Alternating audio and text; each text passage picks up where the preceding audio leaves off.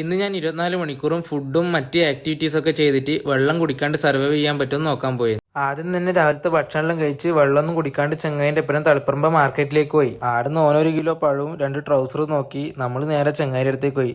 നമ്മളെ കൂട്ടത്തിൽ ആകെ പണിയെടുക്കുന്ന ഇവൻ മാത്രാട്ടാ. അത് കഴിഞ്ഞ് ഉച്ചത്തെ ഫുഡ് കഴിക്കാൻ വേണ്ടി നമ്മൾ തളിപ്പറമ്പ് കൊക്കോലേക്ക് പോയി. ആടുന്ന് ഒരു പ്ലേറ്റ് ഷവർമ കഴിക്കുമ്പോഴത്തേക്ക് നല്ല ദാഹം ഉണ്ടായിട്ടാ. 3 ഗ്ലാസ് വെള്ളം ഇവർ കൊണ്ടുവച്ചിട്ടുണ്ടെങ്കിൽ ഞാൻ കുടിക്കാൻ നിന്നില്ല.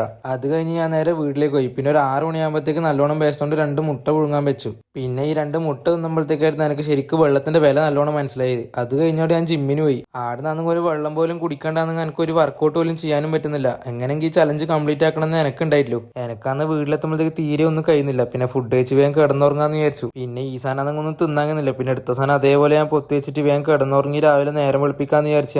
ഏകദേശം ഒരു 1 മണിയാകുമ്പോഴത്തേക്ക് തന്നെ എനിക്ക് നല്ലോണം തലയെല്ലാം കറങ്ങാൻ തുടങ്ങി. ഇനിയിപ്പോൾ ഈ ചലഞ്ച് മുന്നോട്ട് പോയിട്ടുണ്ടെങ്കിൽ ചിലപ്പോൾ നാളെ എണീക്കാൻ ഞാൻ ഉണ്ടാവില്ല.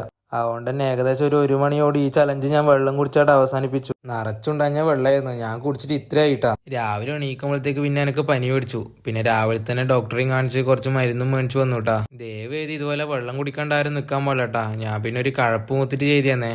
അപ്പൊ പിന്നെ ശരി, അത്രയേ ഉള്ളൂ.